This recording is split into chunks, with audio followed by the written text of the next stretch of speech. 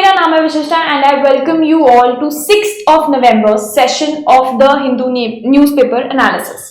आज हम डिस्कस करने वाले हैं कि 6th of November का आपका जो हिंदू है उसमें क्या क्या इंपॉर्टेंट चीजें हुई। In this we are going to cover national affairs, international affairs, साथ साथ में जो जो इंपॉर्टेंट चीजें साइंस से रिलेटेड हुई है, स्पोर्ट्स से रिलेटेड हुई है, but mostly national and international affairs. So without any further delay शुरू करते हैं।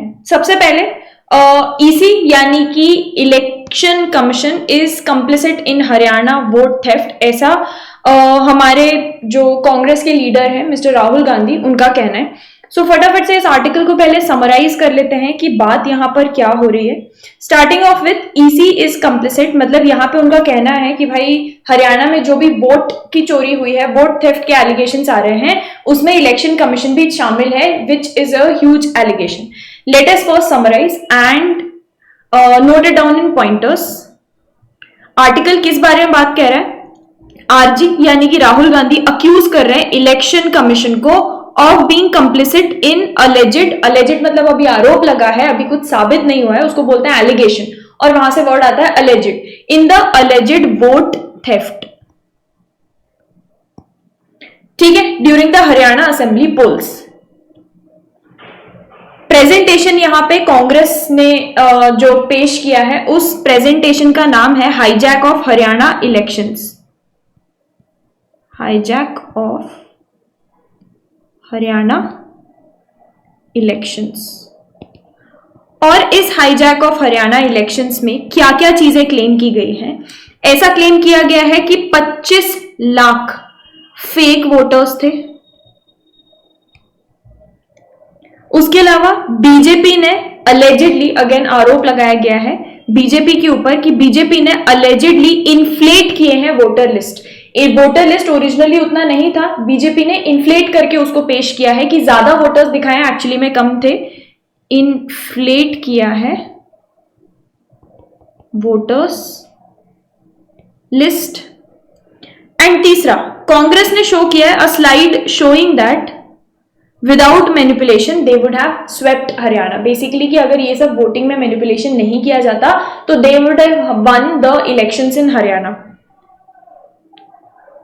अच्छा, यहां पे सेकंड पॉइंट, मिस्टर गांधी ने ये बोला है कि voter list manipulation and booth wise irregularities ये डैमेज करती है डेमोक्रेसी को।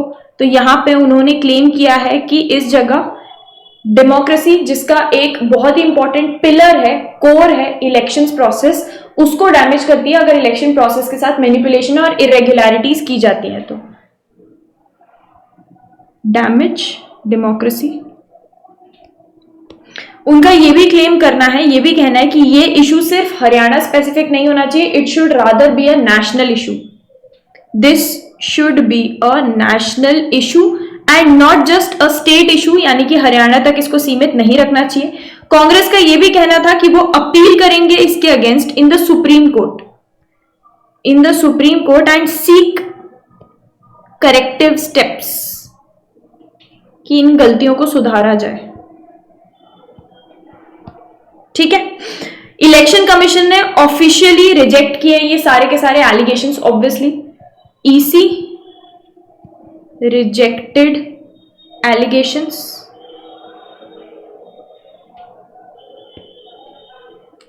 उन्होंने बोला है कि बूथ लेवल प्रोसेसेस हैं वो ट्रांसपेरेंट होती है, बाकायदा सारी की सारी चीजें डेटा सामने मौजूद है, ट्रांसपेरेंट प्रोसेस होती है, कोई भी चेक कर सकता है। सो उनका कहना था कि बूथ लेवल, जो वोटर बूथ्स होते हैं, booth level processes are transparent. And दूसरा, सारी की सारी जो पॉलिटिकल पार्टीज है और all political parties were given opportunities to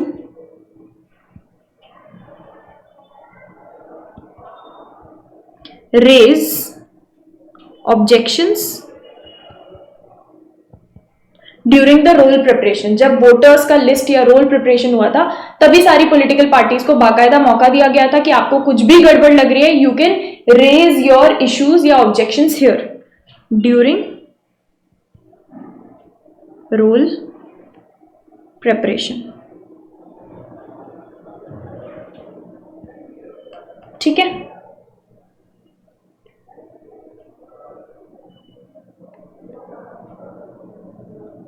अच्छा इसके थोड़े अगर बैकग्राउंड में जाए, जिसको अगर कोई भी आइडिया नहीं है, तो बैकग्राउंड में एक इंपॉर्टेंट चीज है कि इंडिया में free and fair elections conduct कराने की पूरी अथॉरिटी, जिम्मेदारी इलेक्शन कमीशन की होती है।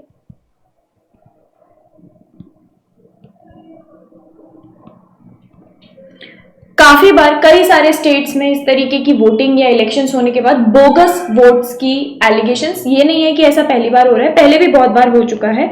हरियाणा में रिसेंटली इलेक्शंस हुए थे, इसलिए यहाँ पे हुआ है। और इलेक्टोरल पोल्स के ऊपर ये जो गड़बड़ियां अराइज होती है या देखने को आती है, ये mostly this might be due to even migration. ऐसा तो है नहीं कि लोग जहां रहते हैं, जिस स्टेट के होते हैं, वहीं ओरिजिनली बस जाते हैं। कई बार लोग स्टेट से, एक स्टेट से दूसरे स्टेट की तरफ भी जाते हैं, तो माइग्रेशन की वजह से भी कई बार दिक्कत आती है। उसके अलावा डुप्लीकेट एनरोलमेंट हो जाता है, एक ही इंसान दो अलग अलग जगह पे एनरोल्ड है, तो इन सारी चीजों की वजह से वोटर्स लिस्ट में डिस्क्रिपेंसीज आ सकती है। Next important news is Mamdani wins New York. He is the first ever Muslim South Asian origin mayor elect of New York. So it is a huge victory. पूरी अपनी फैमिली के साथ वहां पर आए थे। अगर आपने न्यूज देखा होगा तो he ended his speech with a very famous song of Bollywood, धूम मचाले से उन्होंने अपनी स्पीच एंड की थी, showing his South Asian origins as well. He is of Indian origin, वहां पले बड़े हैं, वहां के नागरिक हैं, but he is of Indian origin. So yeah, it's a huge win. What the article says is his full name is सबसे पहले जोहरान मामदानी।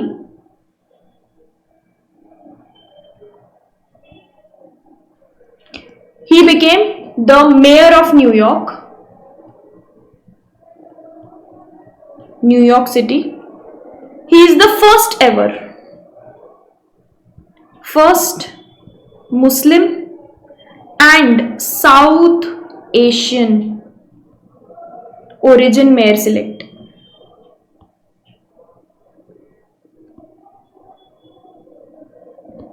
ठीक है, एंड ऑल्सो एक और चीज है which people don't know about, he is also the youngest ever since 1917, youngest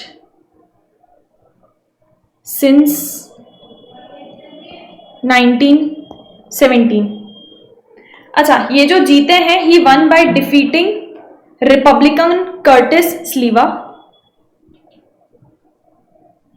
by defeating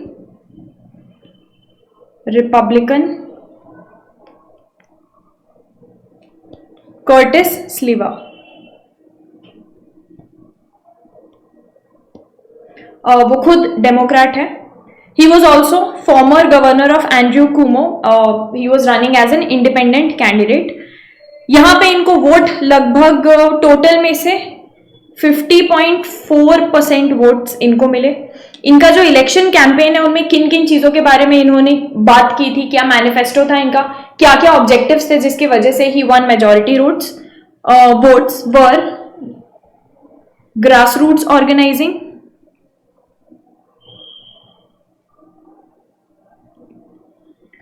mobilizing ethnic and religious minorities,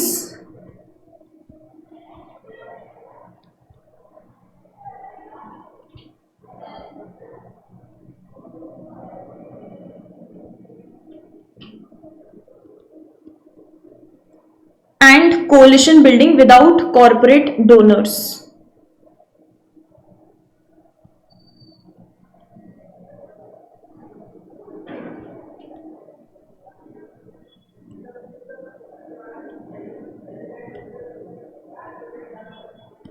this was the highlight of his campaign. इसके अलावा अपने मैनिफेस्टो में जो, अच्छा एक और इंपॉर्टेंट चीज जो इन्होंने स्पीच डिलीवर की थी, उसमें इन्होंने जवाहरलाल नेहरू की ट्रिस्ट विथ डेस्टिनी नाम की जो स्पीच है उसको भी कोट किया था। दूसरा, he also gave message to Trump, जिसमें उन्होंने ट्रंप को क्रिटिसाइज किया,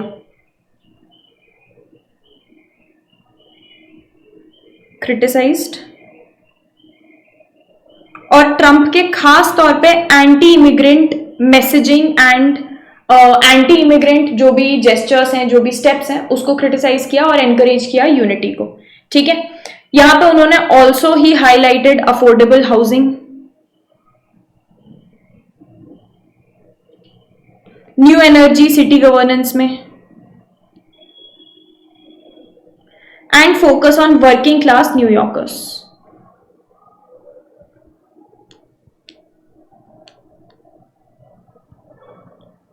focus on working class New Yorkers. ठीक है, this is what the entire article was about. I just give you a moment, अगर आप नोट डाउन करना चाहते हैं तो आप नोट डाउन कर सकते हैं। I maximise the screen for you.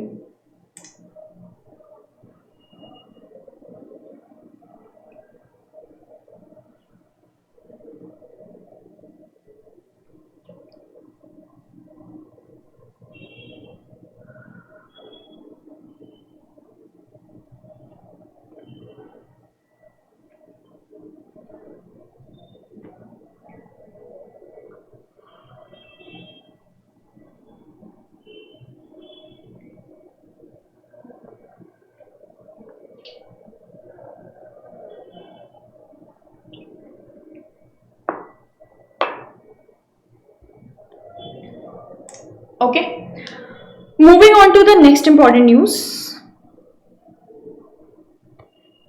Karnataka का प्लान है टू इंट्रोड्यूस एआई अपनी डिस्ट्रिक्ट जुडिशरी में। सो फिर से देख लेते हैं what does the article says. Karnataka judiciary ने प्रपोज किया है, Karnataka judiciary has proposed introducing AI powered systems to assist district courts. Introducing AI powered systems to assist district courts. ठीक है, अच्छा, अब ये AI powered system जो असिस्ट करने के लिए बात कर रहे हैं, इनमें क्या क्या चीजें होंगी? सबसे पहले case categorisation,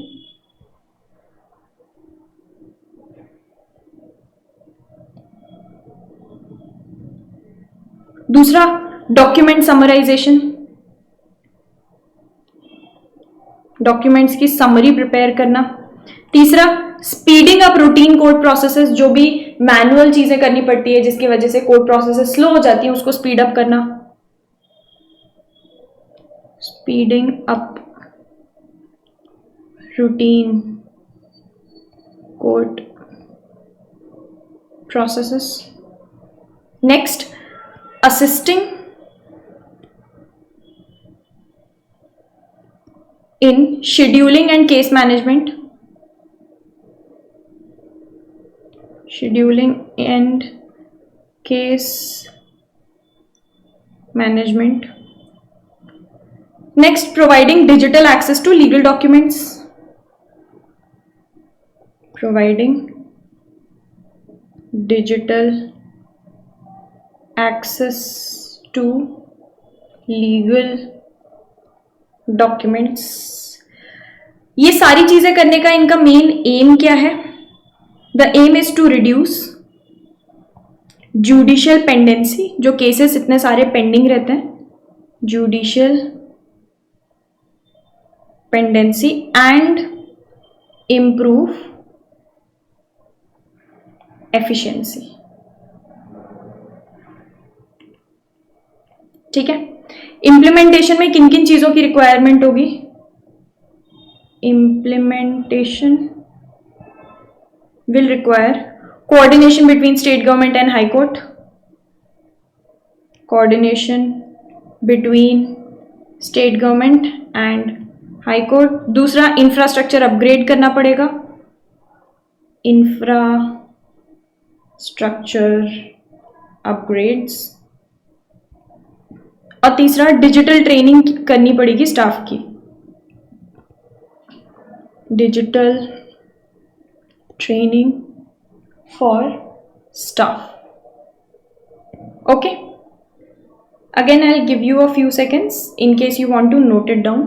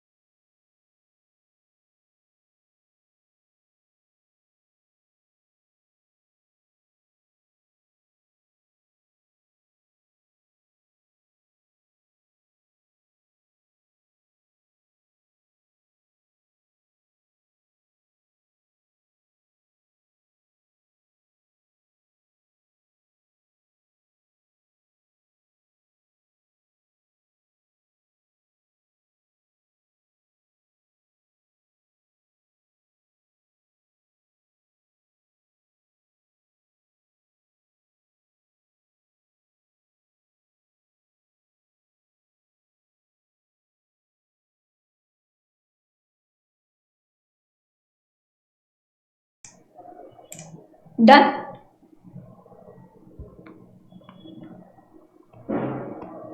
right, so these were the 3 most important चीजें जो आज के डेट में हुई हैं। तीनों चीजें हमने डिटेल में पढ़ ली हैं।